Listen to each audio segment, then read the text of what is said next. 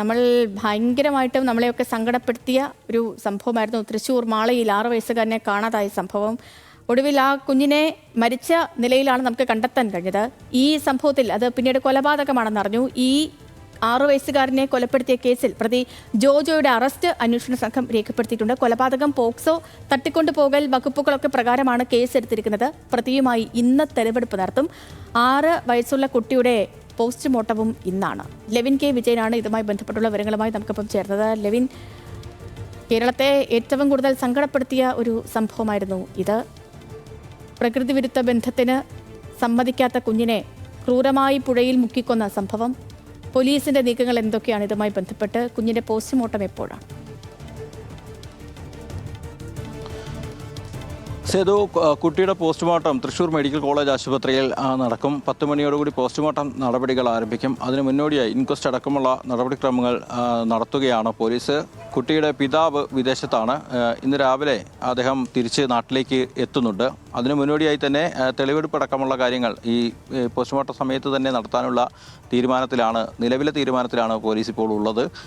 പ്രദേശത്ത് സംഘർഷ സാധ്യതയടക്കം കണക്കിലെടുത്തുകൊണ്ട് വലിയ സുരക്ഷാ ക്രമീകരണങ്ങളും ഒരുക്കുന്നുണ്ട്. സുരക്ഷാ ക്രമീകരണങ്ങൾ പൂർത്തിയായതിനു ശേഷം പ്രതി ജോജോയുമായി എത്തി ഈ പ്രദേശത്ത് തെളിവെടുക്കാനാണ് തീരുമാനിച്ചിരിക്കുന്നത്.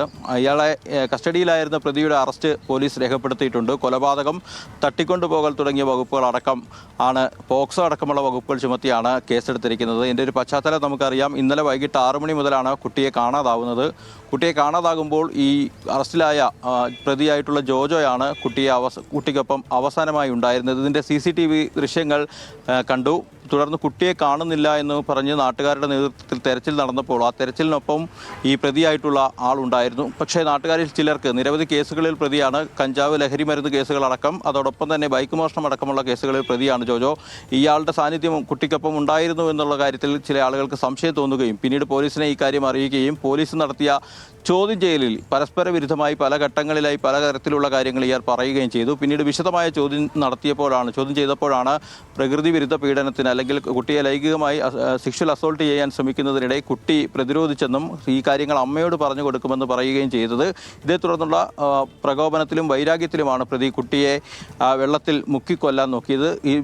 ഇരുവരുടെയും വീടിന് സമീപമുള്ള സ്വർണ്ണപ്പള്ളപ്പാടം എന്ന പാടശേഖരത്തിലെ കുളത്തിലാണ് കുട്ടിയെ മുക്കിക്കൊന്നത്. അതായത് കുട്ടി ആദ്യം രക്ഷപ്പെടാനുള്ള ശ്രമം നടത്തിയപ്പോൾ ഇയാൾ രണ്ടാമതും കുട്ടിയെ ബലം പ്രയോഗിച്ച് വെള്ളത്തിൽ മുക്കി പിടിച്ച് ശ്വാസം മുട്ടിച്ച് കൊല്ലുകയായിരുന്നു. അതിനുശേഷം മൃതദേഹം ഈ കുളത്തിൽ ഉപേക്ഷിച്ച് കളയുകയും നാട്ടുകാർക്കൊപ്പം തന്നെ തെരച്ചിലിൽ പങ്കാളിയാകുകയുമായിരുന്നു. ഏതായാലും പ്രതിയുടെ വിശദമായ ചോദ്യം ചെയ്യലടക്കം നടത്തുന്നുണ്ട്. അതിന് മുന്നോടിയായി ഫോറൻസിക് അടക്കമുള്ള തെളിവ് ശേഖരണ നടപടികളും നടത്തുകയാണ്. ഡോഗ് സ്ക്വാഡും ഫോറൻസിക്കും സ്ഥലത്തെത്തി തെളിവെടുപ്പ് നടത്തും. അതോടൊപ്പം തന്നെ പ്രതിയെ സ്ഥലത്ത് എത്തിച്ചുള്ള തെളിവെടുപ്പിന് കൂടിയാണ് പോലീസ് ഒരുങ്ങുന്നത്.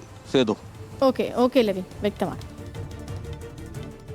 ഇതൊക്കെ ഒരു സമാനതകളില്ലാത്ത ക്രൂരതയല്ലേ. ഇപ്പോൾ ഇതൊക്കെ ഇങ്ങനത്തെ വാർത്തകളൊക്കെ കേൾക്കും, ഇങ്ങനത്തെ സംഭവങ്ങൾ കാണുമ്പോൾ ഞാൻ സത്യം പറഞ്ഞാൽ ഇപ്പോഴത്തെ പാരൻസിനെ കുറിച്ച് ഓർക്കുന്നത്. അവർക്ക് ആൺകുട്ടിയെന്നോ പെൺകുട്ടിയെന്നോ ഒന്നും ഒരു വ്യത്യാസവുമില്ല. എല്ലാ കുഞ്ഞുങ്ങളുടെയും കാര്യങ്ങളൊക്കെ പുറത്തേക്ക് ഇറങ്ങി ഇവർ തിരികെയൊക്കെ വീടെത്തുന്നത് വരെ എല്ലാവർക്കും ഭയങ്കര ടെൻഷനായിരിക്കും അല്ലേ. കുഞ്ഞുങ്ങളുടെയൊക്കെ ഇവരെയൊക്കെ എവിടെയെങ്കിലുമൊക്കെ കാണാതായ എന്തുമാത്രമായിരിക്കും പാരൻസൊക്കെ കാടുകയറി ചിന്തിക്കുക എന്നൊക്കെ ഈ വിഷയങ്ങളൊക്കെ കാണുമ്പോൾ ഓർത്തു പോവുകയാണ്. ഒരു വല്ലാത്ത സംഭവമായിപ്പോയി. നടക്കുന്ന സംഭവം.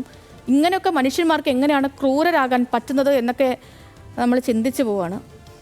ലെവിൻ കെ വിജയനാണ് ഇതുമായി ബന്ധപ്പെട്ടുള്ള വിവരങ്ങൾ നൽകിയത്.